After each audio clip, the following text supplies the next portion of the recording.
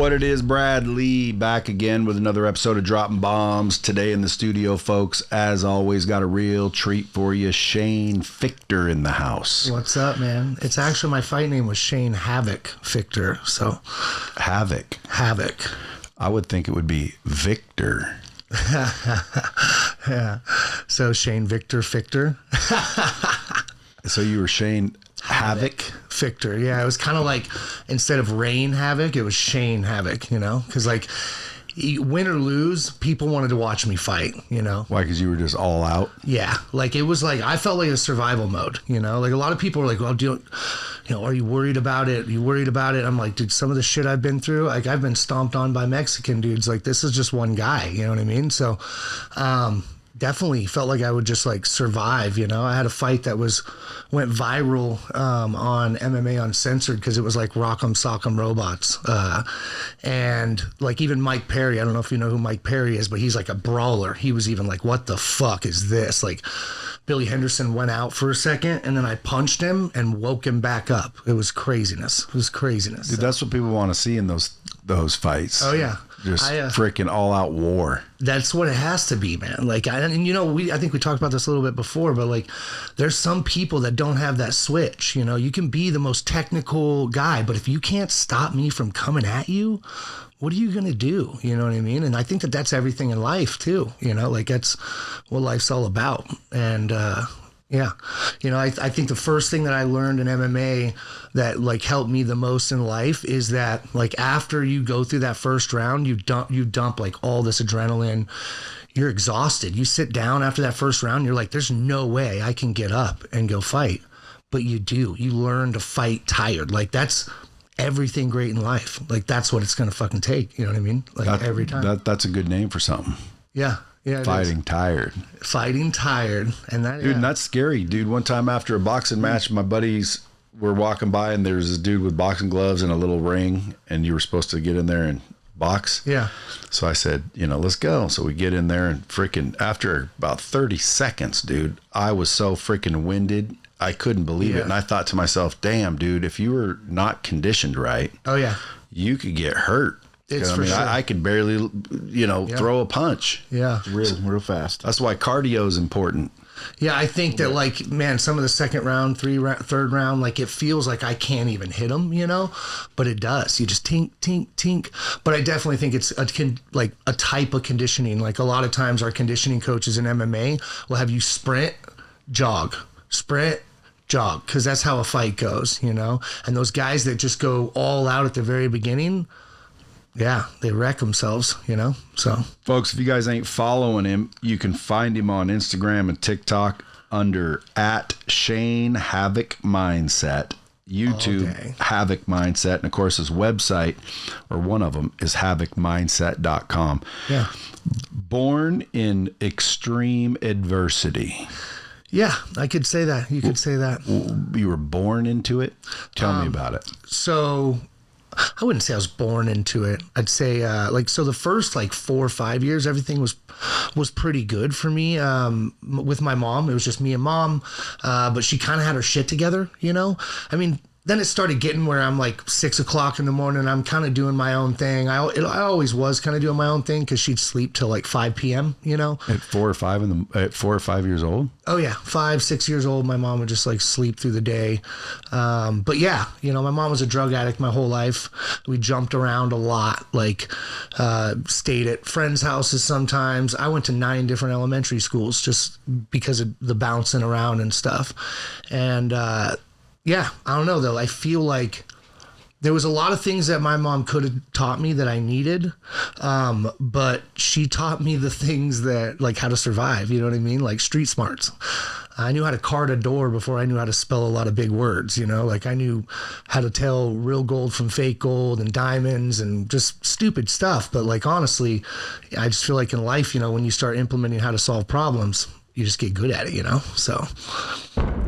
And that's the bottom line, folks. I try to tell everybody, dude, it's about problem solving. It is. And most people avoid problems. They're not, they don't want them, and they're not looking for them, and they miss opportunity because problems are opportunity. If you shift your perspective, problems are opportunity and nobody wants them. For sure.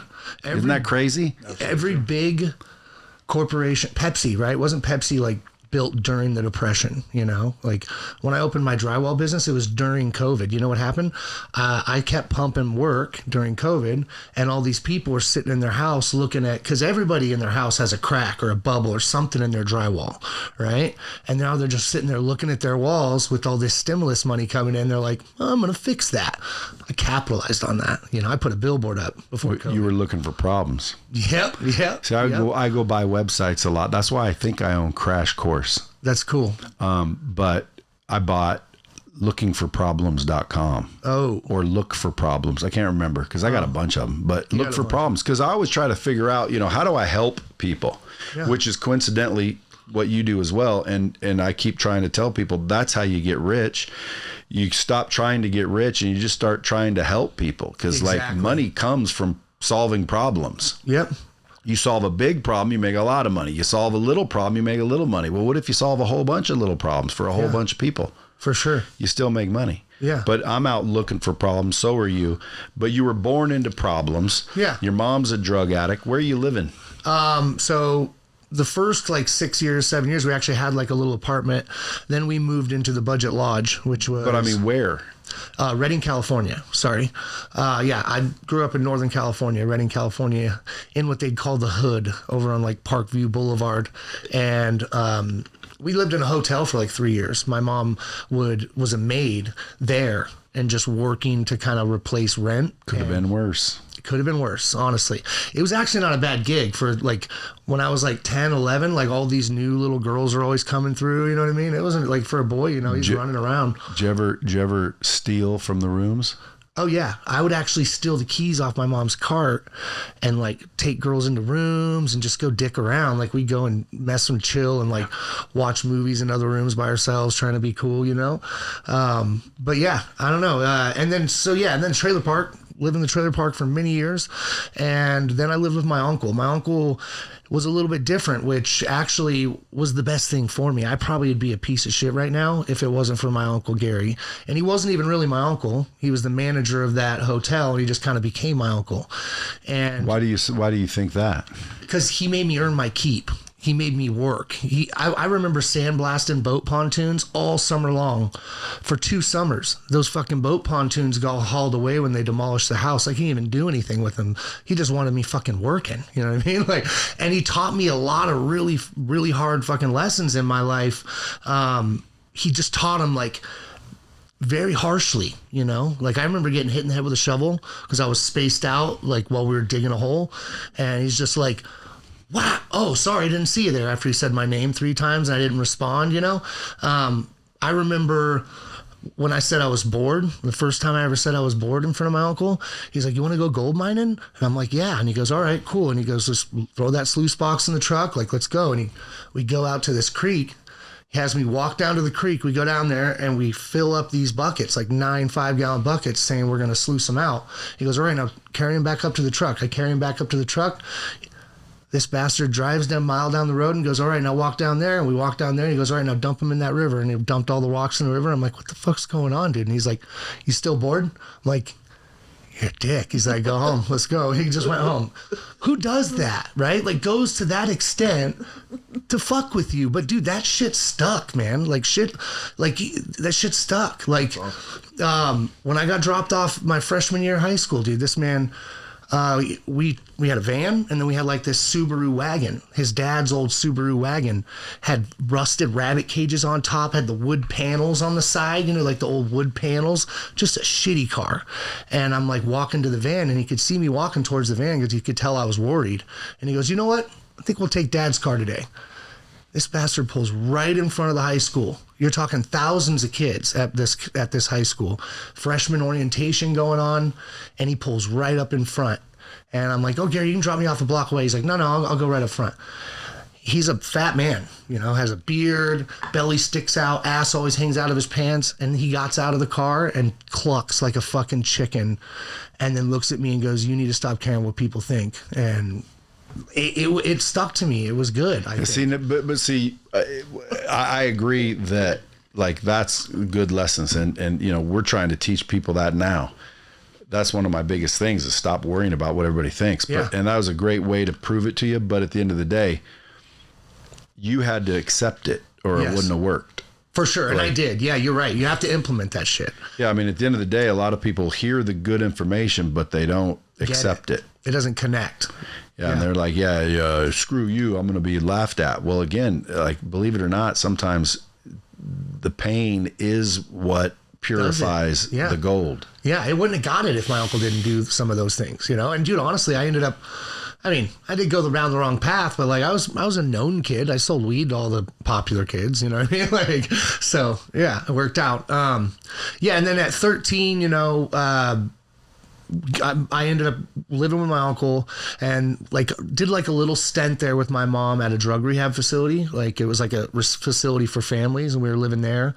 And one day I said, you know, I want to call my dad. I started asking about my dad and she said, okay, well, finally was like, I have his phone number. You can try to call him. So my dad was a cocaine dealer in Northern California and like he didn't want to settle down. So that's why my mom ended up leaving. And then I call him and pretty much a girl answers the phone, like a woman, and I can hear kids in the background. So right away I'm like, oh, you can settle down for them, but not for us, you know? And then when he got on the phone, I told him my full name. He like freaked out and hung up the phone. And then 6 months later, he killed himself. So that didn't really didn't get any closure. Because of you?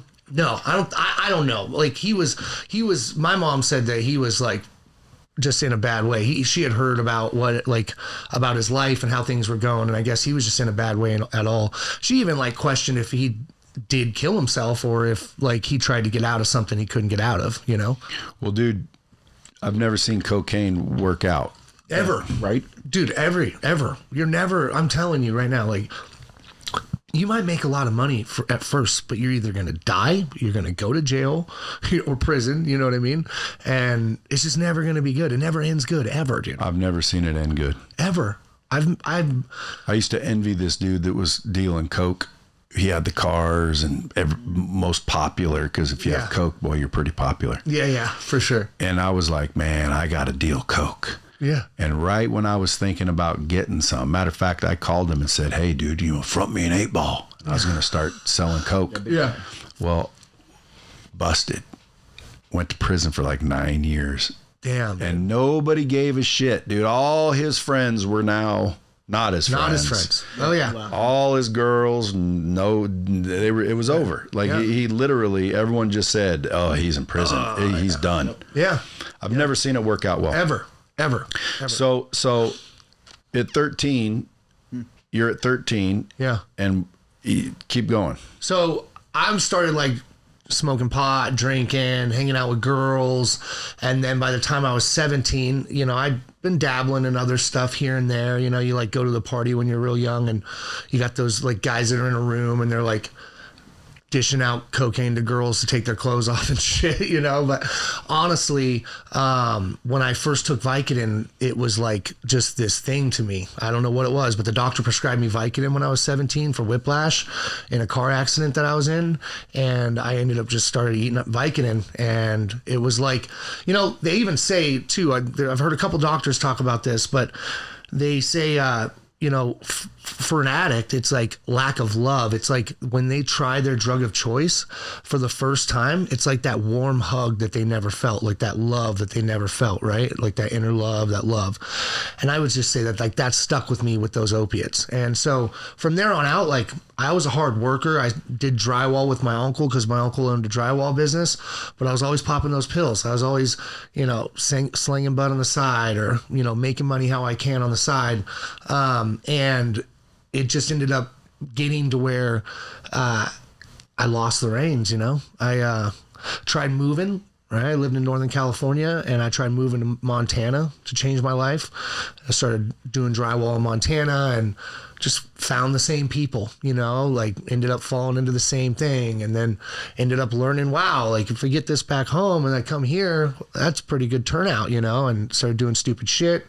Was toting a gun for a while, had the money, but I was using the whole time too. It was like putting half of it in my arm, and in your arm? Yeah. You were shooting up? Oh yeah, dude. I got a collapsed vein right here and everything, bro. Like, dude, that's heavy duty. I went straight junkie, bro. Like it went from being the guy to being desperate, and like when I got arrested, me and my girl at the time were sleeping on the floor of a dealer's house, and yeah.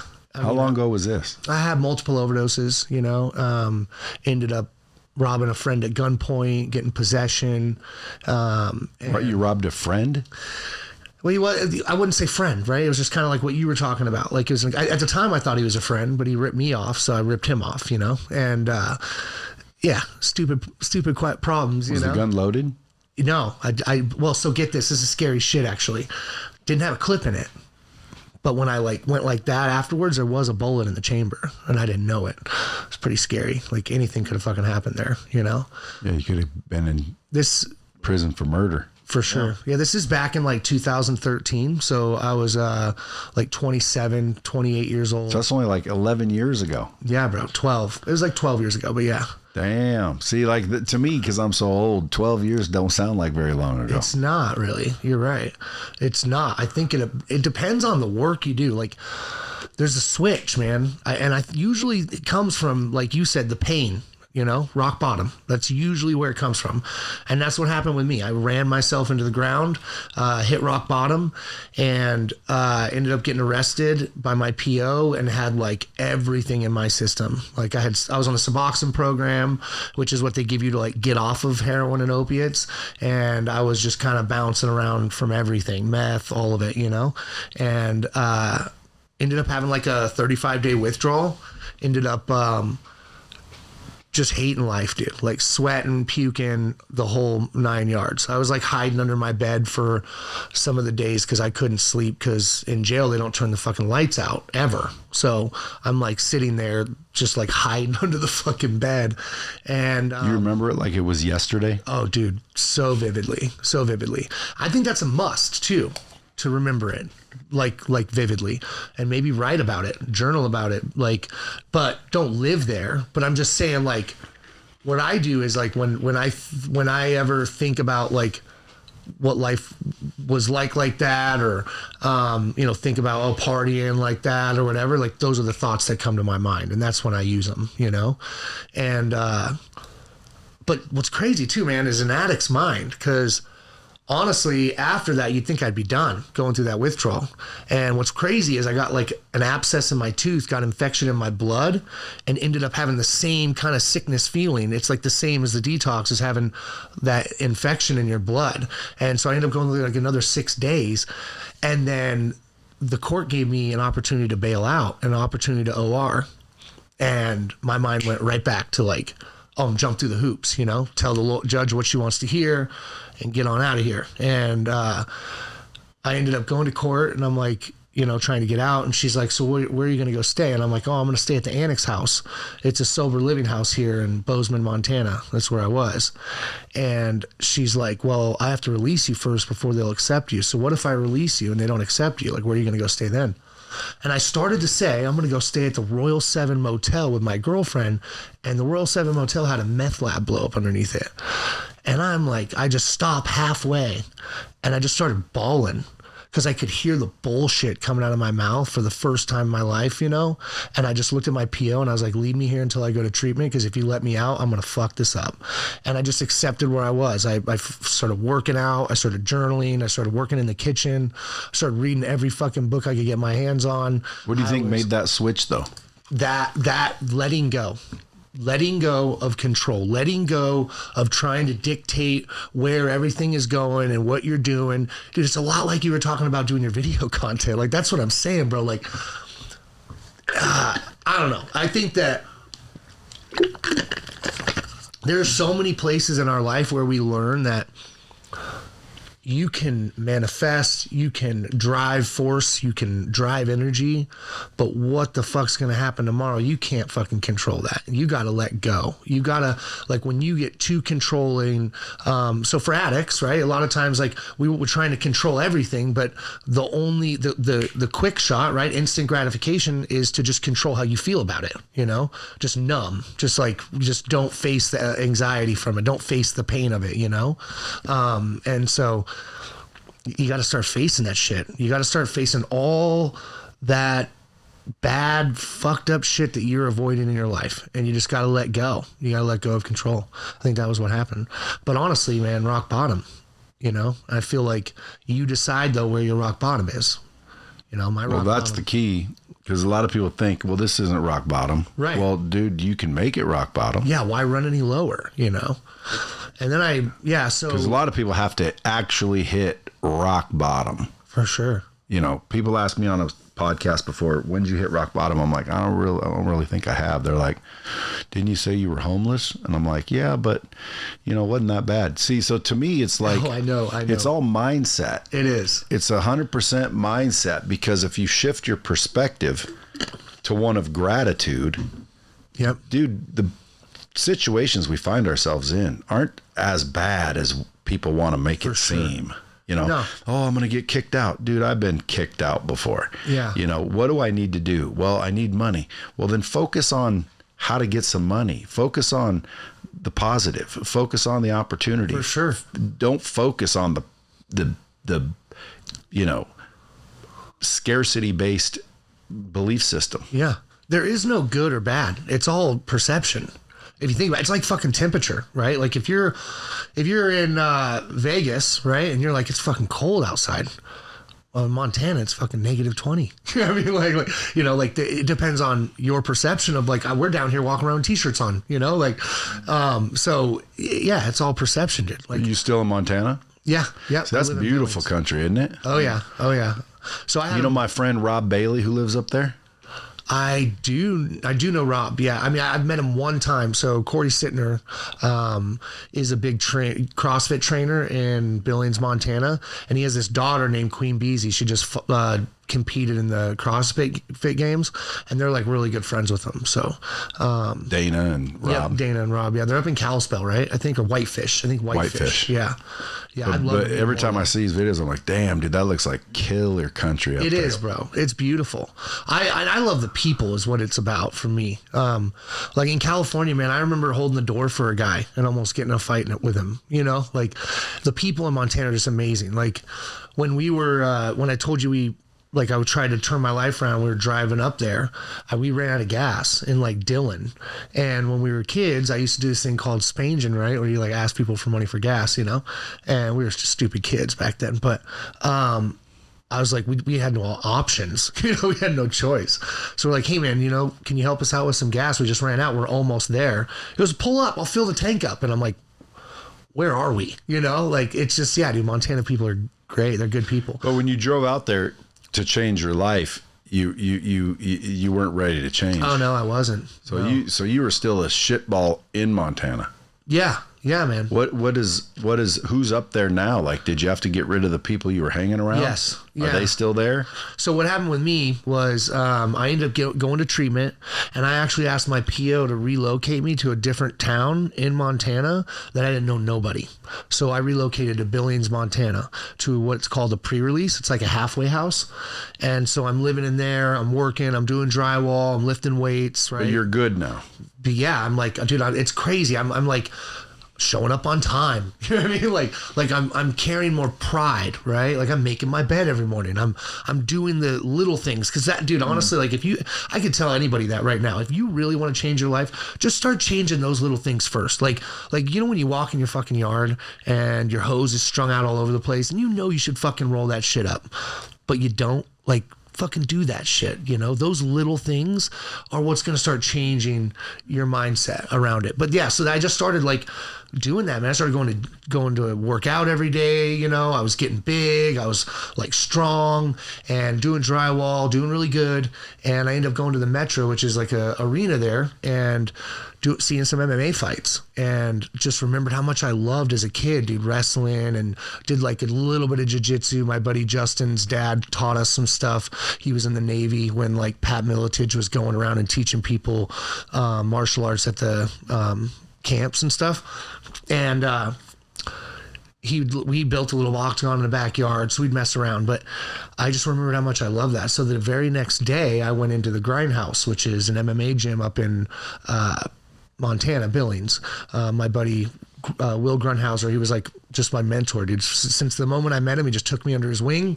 He saw drive in me, you know. He saw me take a punch, and just keep coming forward no matter what, you know. Like that's actually how I had my first fight. Is I was in the cage with a pro, and I'd only been training for like 4 months. And I'd been in a bunch of street fights, right? I got rushed in my jail cell the last time I got rushed, and or last time I got arrested and stomped on and shit. But I've been in fights, but I'm in there and I'm sparring with this guy, Tyler Vogel. He's a pro, and he went through BKFC and everything. And he's hitting me with like everything he's got. Like he's trying to knock me out. And I'm just like still coming forward. And finally Will like finds us, and we're just going at it. And Will's like, whoa, hey. Cause you don't want to train like that. It's not good for you, especially when you got fights coming up. And he's like, Tyler, he's an 0-0 amateur. And I'm like, sorry, dude. And Will's like, you're good. It was talking to him. He's like, whenever you're ready to fight, you just let me know. And I'm like, really? Like these guys have been doing this shit their whole life. I've been training for like 4 months, you know? And he goes, yeah, but you can't train that. Like you can't train that. Like you can be the coolest fucking badass fucking spinning, kicking motherfucker, but if you can't stop me from coming at you, you're fucked. like I'm gonna outwork you. I'm gonna out punish you. I'm gonna fucking just put you through pain and hell. And so that's the kind of fighter I was, man. Like just balls to the wall. I almost feel like it was survival. Like a very early part of my career, besides my last fight, I was very calm my last fight. But before that, like you'd see me at like pacing back and forth. You know what I mean? Because that's just how I fought. And the times that I didn't fight like that, they didn't really go the best for me. I was thinking too much. I wasn't just reacting. You know, I wasn't, because that's what fighting's all about, is training yourself to have that muscle memory. That's fucking what everything in life is about, actually, to change and train that muscle memory, you know what I mean, of doing the shit so many fucking times that you can do it with your fucking eyes closed.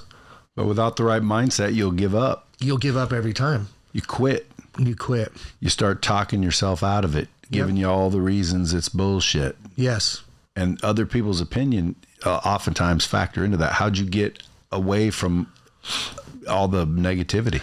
Dude, what's so crazy, bro, is I owned it. Like, so this fucking story that I've been running from my whole life was actually what gave me a lot of these unique skills in the cage, right? Like you have these other guys training their whole life, but I have unique qualities about me that actually come from my story. So I started telling my story. When I would do interviews for MMA, they'd be like, how do you know you're going to make it to where you want to make it? You know? And I'm like, because I'll fucking climb through glass to get there. Look what I've been through already, you know, like it ain't going to stop me, you know? And that's honestly, I think for anybody, if you want to just like not listen to the fucking haters, then just start fucking owning 100% who you are, right? Like that's one of the things I think that kind of sucks about social media and influencers. Like one thing I actually love about you, like when you're on this podcast, a lot of times you're like, oh, well, I don't know about that. Or I want to learn more, but I don't know about that or whatever. Like there's so many influencers out there that are just like, I never miss, I never fail, I never fuck up. I just hit every fucking thing and every appointment. I'm like, that's bullshit, bro. And what you're doing is you are limiting other people that could be impacted by your fucking content because you're making yourself seem fucking perfect. And what they really need is for you to fucking relate with them and see that it doesn't matter that you're perfect. It matters that you don't fucking quit. Mm-hmm. Bomb dropper. You're a bomb dropper. So what caused you to stop fighting? I ended up having a concussion. Like I said, man, like my career, I was balls to the wall. I had a fight that was Rock'em Sock'em Robots. I got choked unconscious in one fight and wouldn't tap and wouldn't give up, and the ref couldn't see my face, and I was like going in and out. Everybody thought I was gonna fucking die. And I got invited out to Fort Lauderdale, Florida, UFC fight camp, and we'd send out like some resumes, me and my old training partner, Kobe Jeffers, and we ended up getting invited out to Fort Lauderdale, Florida for this agent to try out with like Henry Hoof out at, it's Sanford MMA now, but it used to be Hard Knocks 365 with guys like Gilbert Burns, Robbie Lawler, you know, just huge names. And like, I told all my sponsors, I'm like, this is it, guys. If I start training with this team, I'm going to be in the UFC, you know. Sponsors paid for me to get down there. And about like 7 days, I think, into the trip, like we were already kind of like let into the team, like accepted, like we could stay and train for our fight camps. And I end up walking into a left hand from my training partner at the time, Takeshi Sato, who's like this Japanese ninja, bro. Like, and I just kept running this hop switch against him, and he's southpaw, and he just timed me perfect where I just walked right into that punch, and it got me right here. And I just like went stiff as a board. Timber, was out for like a minute, gapped out the whole rest of the day. Like, I guess I just wandered around lost looking for my cell phone, asking the same question over and over again with Kobe, my friend, and like trying to like recollect what was going on. I just had a really bad concussion, you know, and nothing was registering in my head. And so then, you know, ended up coming to like walking around that locker room, and I guess we'd been there for like 5 hours, dude. And like Kobe even left and came back, and I didn't even know it. And some of the coaches were like, hey man, like when guys get that glass chin, you know, it's just all downhill from there. And I was 34 years old, 2 kids, and I decided to retire from MMA. And, you know, this is why I'm like such a big believer in self-development, and like journaling and meditating and sitting with yourself and learning more. You know, I even do like breath work, or I don't know how you guys feel about psychedelics, but sometimes I'll do like some ceremony stuff. You know, I believe in all that stuff because therapy is like one of the best ones, I think, is because when you go through hard things, because you're gonna fucking go through hard things. Like, I feel like that's what life's all about, is chasing your goals and dreams, doing your mission in life, making friends, making family, making relationship, even though hard things are happening. And the better you get at like getting through those things, the better you're going to do at everything you do in life. And that usually comes from doubling down on those things that fill your cup when things start happening, instead of throwing them to the wayside like most people do, you know, such as therapy, journaling, like so if you're doing a little bit of it and shit's going south, just double down, do more of it. Do more of it. Don't dodge it, or at least sometimes that make that the focus. Because honestly, I think that when I go through hard things, there are a few things that are going to kind of get missed. So if you're doubling down on the other ones, I'm just like, do everything you can to not stop, you know, not stop with those things that fill your cup. Because then you're just going to fall in this hole of depression. You're going to fall in this like, oh, I'm not good enough, I can't do anything. But if you keep going to the gym, you can keep going. That's what your mind tells you. Oh, wow, I didn't want to fucking be at the gym today, but I did anyways. Not only that, you start to look better. Yeah. Then you start to feel better. Yes.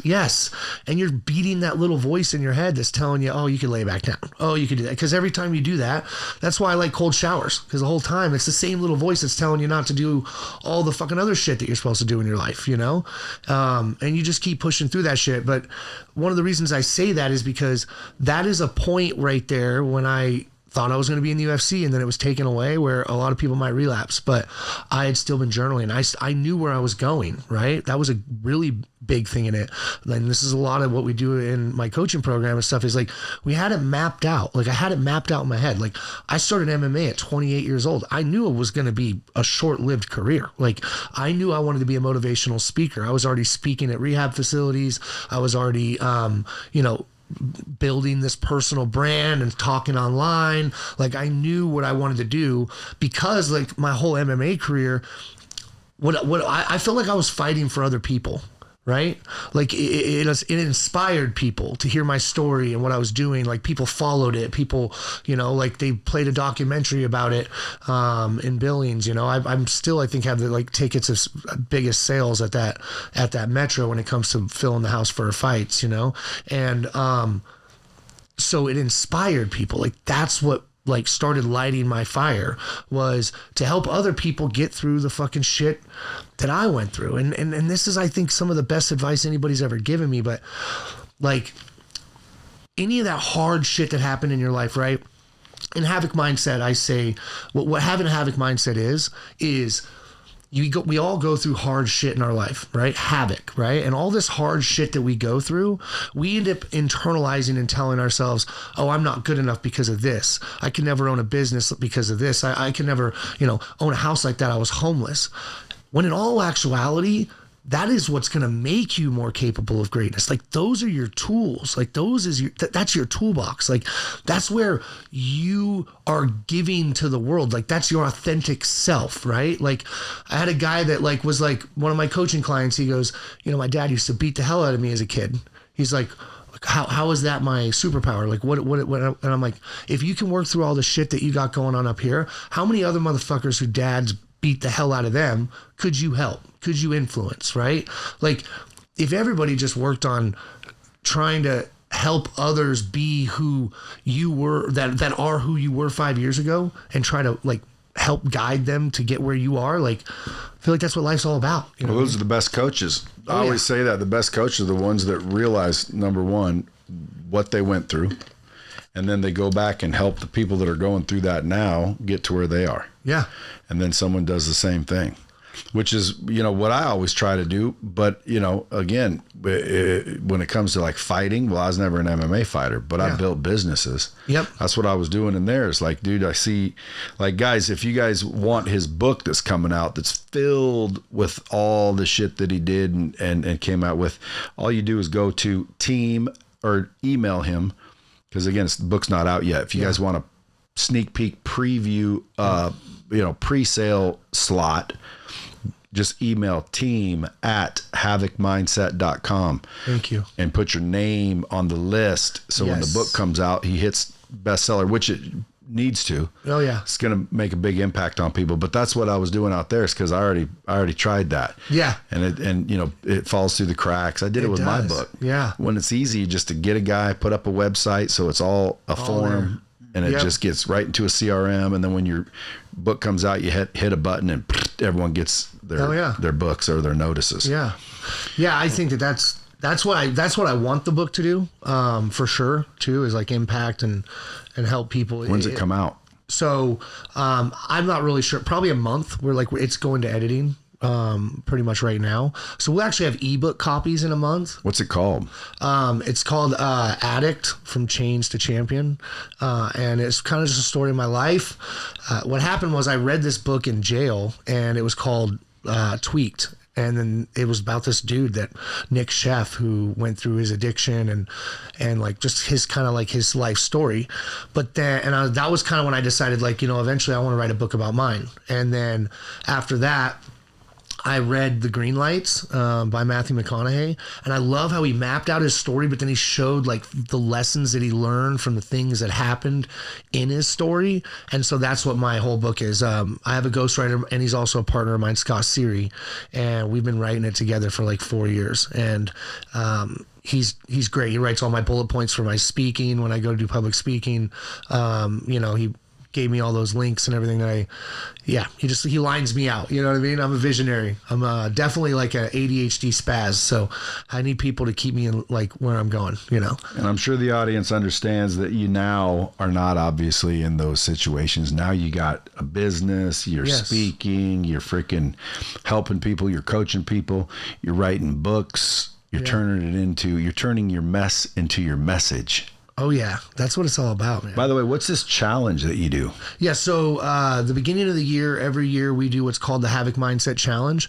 And it's pretty much just helping people implement these habits that I was just talking about when it comes to self-development and filling your cup, into your life. But it also teaches you to keep pushing when, things are hard, discipline, right? Because like it's pretty much where we all as a group, and we had like 100 people in it last year from like all over the country. I think I even had a girl in Sweden, where we all pretty much do these 6 pillars for 30 days. I get on like a live feed with them, a live call with them. We help them find their why. We help them write a quit letter. No, it's $49 for you get you and an accountability partner. And yeah, because I do live calls every single day. You get part of this like Facebook group that actually you get forever of people that are motivating you, pushing you, pumping you. And we pretty much, you journal every day, meditate every day, read a book every day, work out every day, follow a diet of your choice that doesn't include alcohol, and take a cold shower every day, right? And I've seen it change people's lives. I've seen it help people lose weight. I've even had people start businesses after doing this challenge. Well, it's because you're changing their mind. Yes. Yeah. Our friend Aubrey Kincaid ended up going to Thailand and doing an MMA fight at 44 years old after my challenge. So, yeah. So when's this challenge coming up? January 1st. We do it every year. So anybody that wants to get out of a hole or accelerate from where they are, havocmindset.com/challenge. Yes. And you can actually just go to my website too. I saw that it is on there, actually, the challenge is. They can register Havoc Mindset. HAVOC, by the way, Havoc Mindset. Yeah. So it's easy to see why it changes people, because again, dude, all you got to do is, I say mindset, skill set, habits. Habits, yes. It's the habits, man. And for 30 days, dude, you're starting to form habits, and you start to change your perspective, which is your mindset.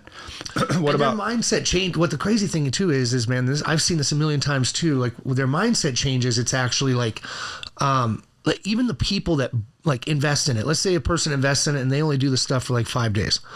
They actually just got like impacted as well. Like before, they probably would have never even invested in themselves to do that. So they're already changing that mind. You know what I mean? Like now they already, because a lot of people that don't know about growth mindset, they don't realize that they can change. They just think, oh, this is who I am. This is how I am, and like, I'm one of those, I'm not a morning person, or, I don't do well with public speaking or getting in front of crowds or whatever. No, you just got to do it over and over and over again and create that muscle memory, and you're golden, So it's hard getting people to understand that, though. It is. I believe also that we're programmed by our DNA, our environments, our parents, our surroundings, and we get programmed to where we technically and subconsciously, subconscious is below awareness.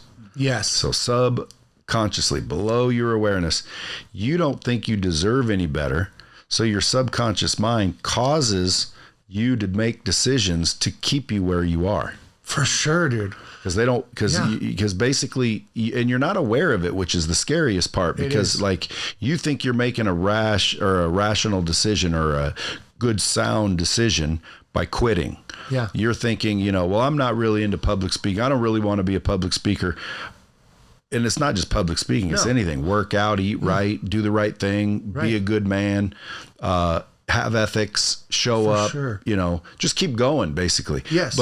But it's your subconscious mind saying, dude, you don't deserve that. And you're not even, you don't hear it that way. You know what you hear?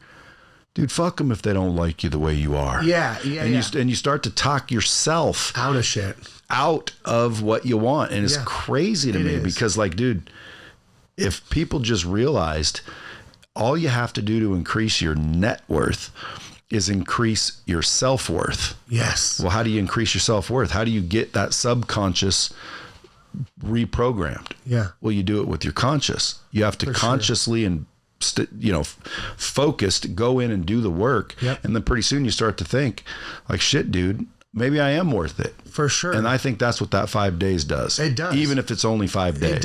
It does. And I hear you talk about all the time that your net worth or your self-worth is your net worth. It is. Your success, the relationships you're in, where you are in your life is deeply tied to your self-worth. It's the story that you're telling yourself in your head on a day-to-day basis about you and the world around you. And for a long time, and this is kind of this is the funniest fucking thing about it, is everybody's like, how'd you get into Havoc Mindset and doing all this? This is like the fucking key thing. This is the only thing that happened, okay, is that I learned that I learned that if I change the way that I think about me and the world around me, then my whole life will be different. Like, and it is, and it does, because it's all perception. You know, I wouldn't make the decision to do the business. I wouldn't make the decision to go to the gym, dude. A lot of the times I was just being this victim, you know, in my own head constantly. That's like, I was dealt this bad hand, you know, victim mentality. My mindset for a long time was just, I'm just a poor kid from the ghetto. I'm a drug addict like my mom. And I justified every bad thing I did because I was dealt this fucking bad hand, because I was being a victim, because blame game. It's this guy's fault. It's this person's fault. Me. And then I landed in jail and I realized I couldn't blame anybody else. It was me. I put myself there. I was the only one that fucking did it. So well, you're kind of lucky too, because dude, a lot of people end up in jail and they'll still blame. Oh yeah. Oh yeah, and then they meet new people in jail to do stupid shit with outside of jail. And they're easily influenced because they value everybody else's validation because they don't value their own. Yeah, for sure. So it boils down to value. Just like I told you with your speaking. Guys, and by the way, anybody out there that has an event or listening to this, that you like this dude, you like his story, he will do speaking events. I asked him how much he charges. It's so ridiculously cheap. You're kind of still a victim of the same thing. I'm like, dude, like, why are you doing it for that? Yeah. I should bump it up for sure. I know I'm a great speaker. I communicate well with people. Well, I mean, at the end of the day, dude, like, you know, I will. If I can get 50 G's, and I'm about to move it to 100. That's dope. And the reason why is people say, what? Why 100? That's just a number I picked out of my ass, just like the same number you picked out of your ass. Exactly. Like, why don't you just pick a bigger number? Right. Well, deep down, it's because you think, you know, that's a lot. I think they would have paid it. Well, too. It's because when you told me that earlier, I thought they would have paid it. It's true, dude. It's because you valued yourself at that.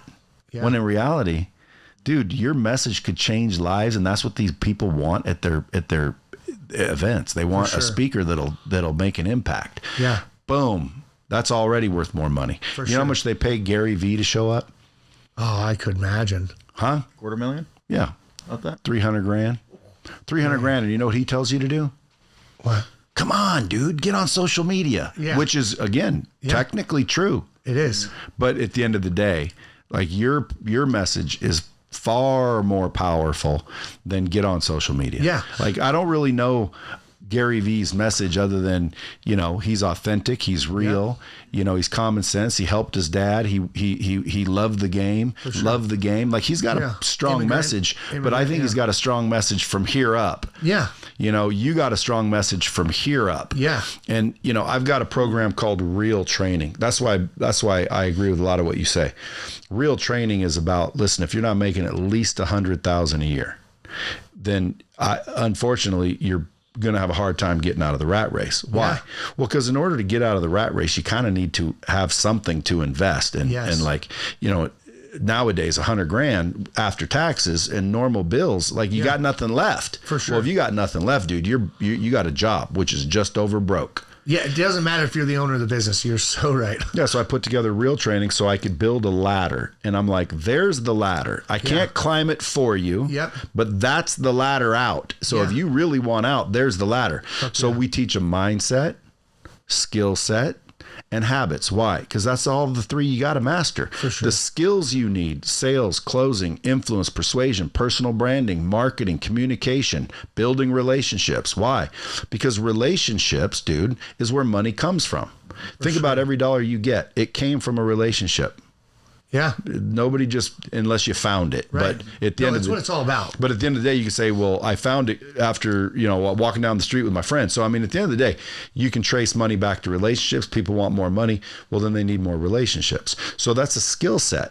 How to establish and nurture and you know, build relationships. For sure. It's like, honestly, I think what we're here for. Yeah, and then the habits. So that's why I love your challenge, because if you can just teach people the habits of the successful, me and you, I bet you if we lay down our habits, we do the same shit, dude. And then go pick Tony Robbins or anybody that you think successful. For sure. And you'll go, holy shit, they're doing the same thing. Exactly. This shit isn't rocket science. So I put that together for the same reason, because, dude, if somebody can just get out of their own way and learn sales, closing, personal branding, marketing, dude, they can crush life. For sure. And they don't think they can because of their negative influence. I want to point that out too, man, is like you have mentors all around you, right? Like, I've learned so much just from coming and meeting Brad Lea here. Like you hired my thought of my self-worth just while sitting here. Like, because honestly, I used to always say this too, is like, I know I'll be more impactful than all these guys out there, all of them, because they don't have my story. They didn't come from where I come from, you know? Like, I love Tony Robbins, everything, but his mom was mad at him, you know?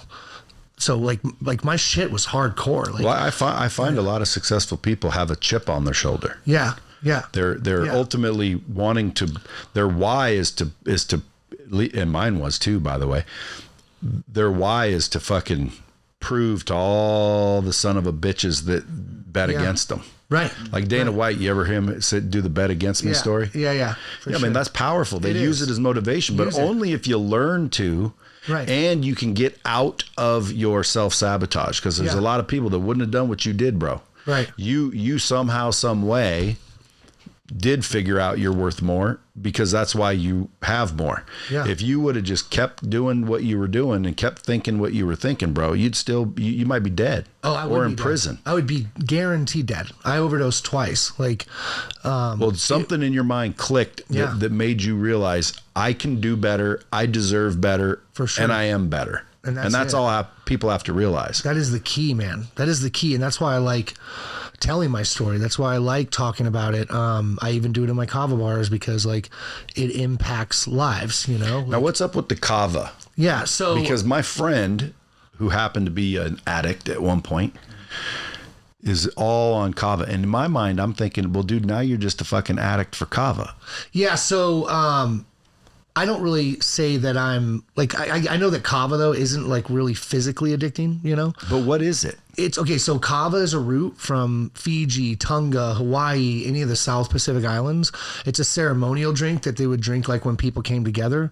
And what they do is they grind up the root, strain it with water, and you shoot it out of a coconut shell. And what it does is the Kava lactose. Shoot it? What do you mean? Like take a shot, right? Oh. Like if you have any like old Samoan or Hawaiian friends, like they'll sit around this big bowl and drink this stuff, right? And what it does is the Kava lactones in Kava will lower your anxiety levels and give you this social, bubbly, talkative feeling that alcohol would give you, but none of the drunken impairedness. So for me, right, it's like, I feel like plants are our medicine, right? Like the same things that make up the plant, right? Like the thing that gives you the sensation in the Kava is the Kava lactones. Like you have lactones everywhere in your body, right? Cannabis, cannabinoids, you know? Like plants were obviously put here for a reason, you know? And like I always say too, if you're going to start coming to the Kava bar and, you know, replacing or, you know, for me, it wasn't like that. So like I was clean and sober for about 3 years, fighting, training, and I just ended up hitting this really bad wall of anxiety that a lot of addicts end up hitting. And I ended up getting put on this fucked up medication again, right? And doctors are the ones that prescribed me Vicodin when I was 17 as well, and the Suboxone program, which Suboxone and methadone make your addiction go like even longer, or your withdrawal go even longer. But I end up getting put on this medication. It's like a beta blocker. It keeps your heart rate down. So while I was fighting, my arms and legs, the heart couldn't pump the blood to my arms and legs. Like it was keeping my heart rate down, messing me up. And then I went through like a withdrawal and everything like that. And that's when I started finding like Kava and Kratom, and I found it in Florida. And, it kind of like just changed my life. So I ended up going into this place called Kava Sutra, and, it's like this beach bum atmosphere, and it's got all walks of life in there. You got successful business owners, college kids. You've got, you know, recovering addicts, convicts, recovering alcoholics. You got doctors, lawyers, like just everybody. But everybody's conversating like their family. It was like a community. Like, honestly, I'm pretty good at, like, I built like this huge community of people. It's fucking amazing.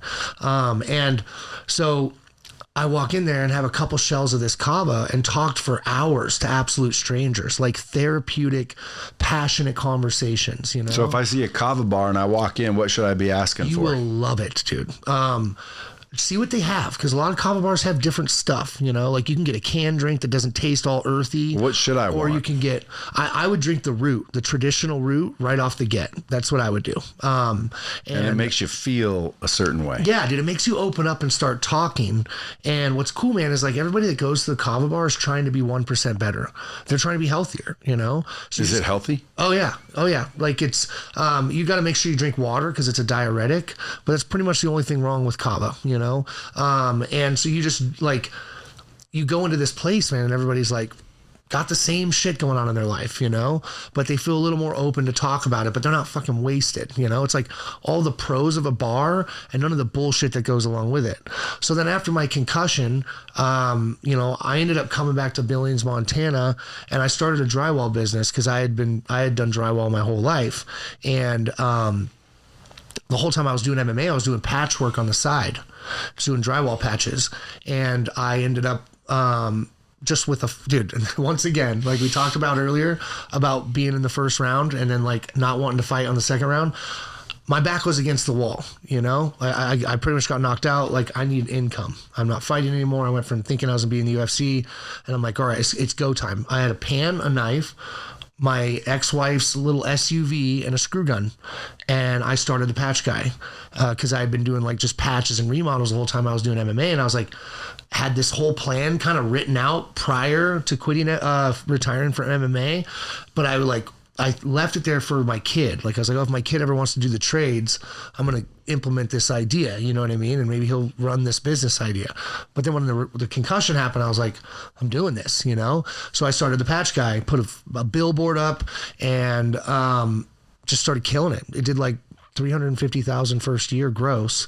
And I ended up getting like, and then like 6 months later, me and Kobe are like trying kava. I have my ex-wife like making kava and like kratom tea. I don't know if you've ever heard of kratom. Mm-hmm. Kind of brewing kratom tea. It really helps people quit drinking. It really helps people get off of like very harmful pharmaceutical meds and stuff. And at least they're moving to a plant, right? And then you keep doing that internal work. And maybe you won't need that anymore too, but like every now and then you go to the kava bar the same way other people would just go to a regular bar, but you're not going to get a DUI and die, you know, or kill somebody. It doesn't alter your reality. People come in and get these drinks and go back to work all day long. Like, yeah, well, that's what my buddy said. He said, dude, like he'll go get a kava, and it's like, dude, it's unbelievable. But he also said, don't drink too much, you'll get sick. Yeah. You can drink a little too much and get sick, but you just got to pace yourself. Like, and that's usually is a shot too much? It's no. Like you're talking, because I'm gonna go try this kava shit. You're talking a lot. You're talking a lot. You'd have to drink a shit ton. And by the way, for the entrepreneurs listening, he started. I'm gonna accelerate the story. He's now got DaKava House. Yeah, DaKava House with his Polynesian buddy. Yeah. Dude, do you ever notice that all fucking Polynesians seem to be badass? They are, bro. They are. Oh, especially at sports and stuff. Dude, Tunic is the best golfer. He golfs. He plays pool. He was in the World Series of Poker.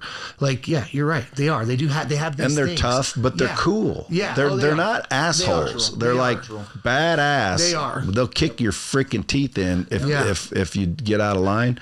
But dude, they're always cool. Yeah, like good, solid people. Yeah, it's a good heritage or whatever. Yeah, you want to call it. He was a great mentor for me too. So when I met him, I had opened this other kava bar in Montana, the very first kava bar, and Toonie just came in and played ukulele, just loved my drive, and invited everybody he knew because he owned other businesses, actually a real bar as well.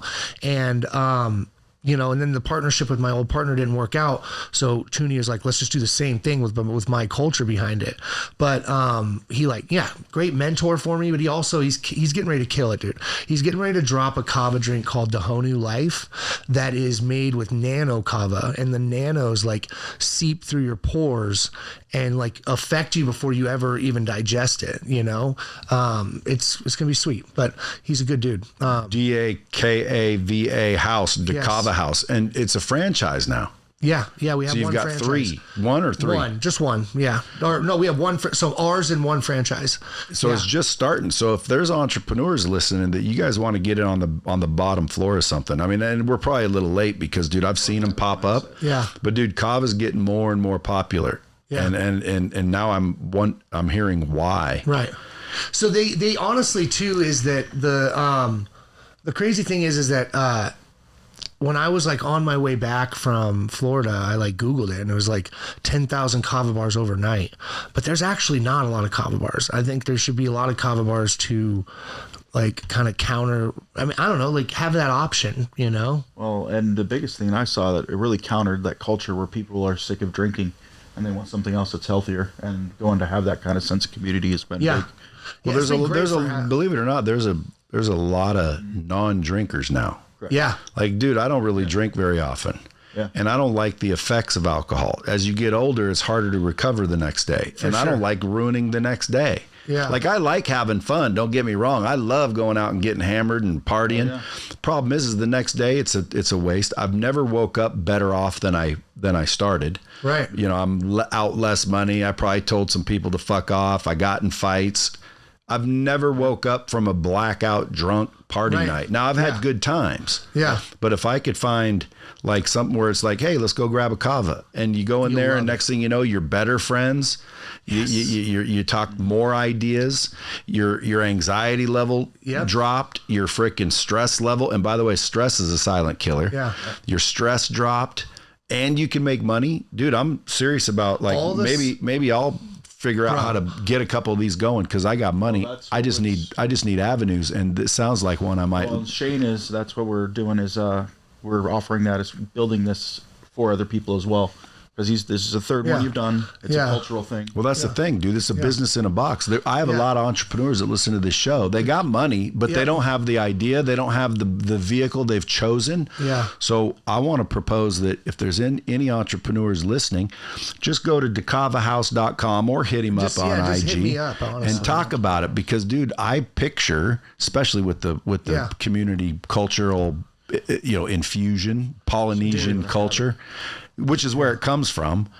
So like you add that with the Kava and the right theme. Yes. Dude, you could have 1,000 of these. And they're honestly, man, what's cool, man, is like all the successful business owners that come there, like, or all the successful and you're way business up in Montana, dude. Why there?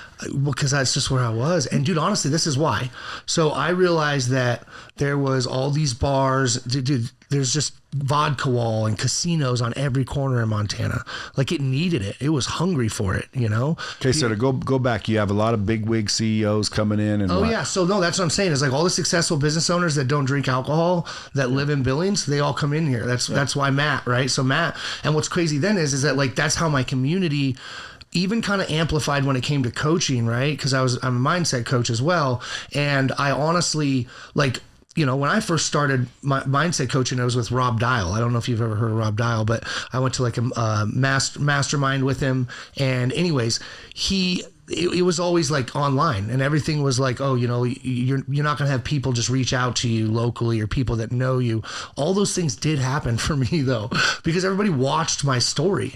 You know what I mean? So I started coaching people in person, successful business owners that were honestly more financially successful than me, because you realize that it's still just mindset. You know what I mean? Like whether you're just a successful business owner that hit complacency and you're drinking every night and you're not having a good relationship with your wife, like it's just like everything seems like it's crumbling apart, that shit's affecting your business. You can be the best businessman in the world, but if you can't get past that fucking mindset, you're fucked. You know what I mean? So that's what Matt was. Matt was was one of my coaching clients, and now he's like, you know, kind of like a partner, manager, and there goes back to relationships. That's where it starts. So I had a friend in our Kava bar named Ed. He owns LG Electric.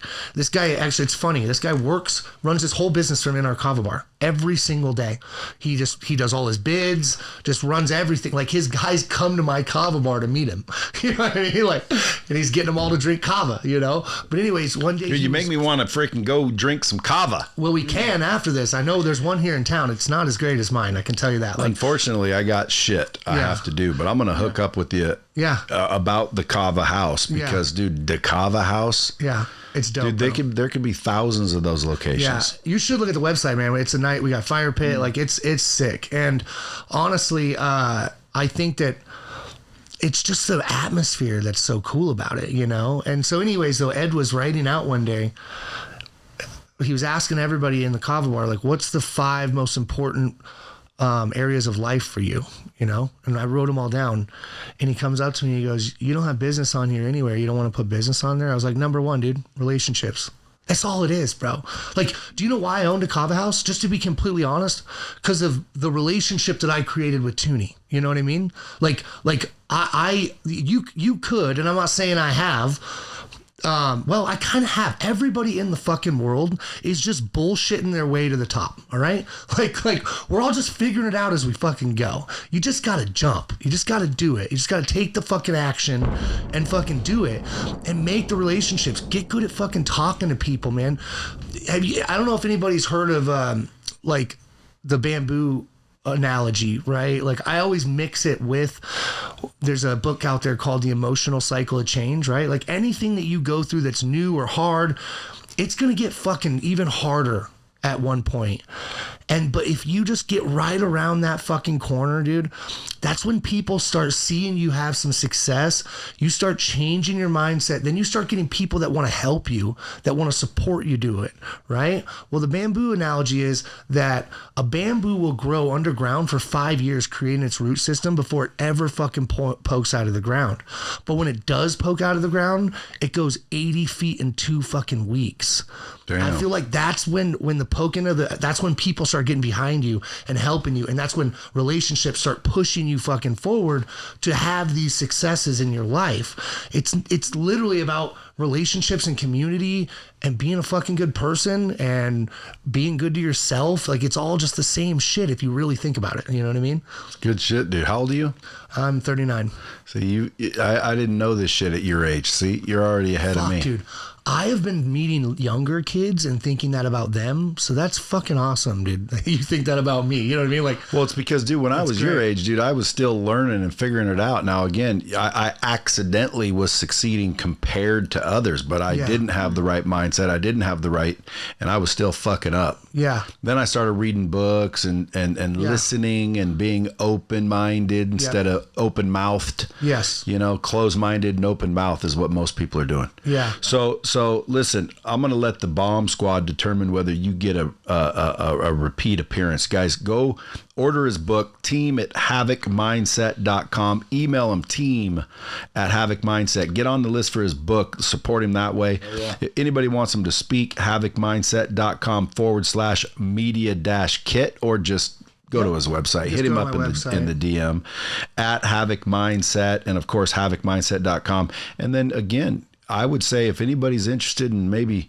building a business of your own that sounds cool, because that business sounds cool. It's way cool, bro. It's a brick and mortar, creates community, creates revenue. You guys over $1 million this year? Yeah, last year we think we did like over $1 million in 1 year. So again, imagine 1,000 of those. Yeah.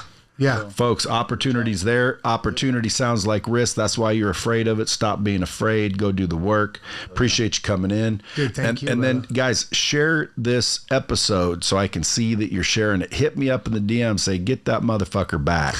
And we'll get him back for an episode 2. You want to hear me talk. We haven't even scratched the surface. No, we can get deep. Shane Fichter, folks, at Havoc Mindset on social media, or at Shane Havoc Mindset. You'll find him. Just Google his ass. I'm the only Shane Havoc Mindset out there. So appreciate you coming in, buddy. Thank you, brother. Keep kicking that ass. And as always, folks, until next time, keep it real.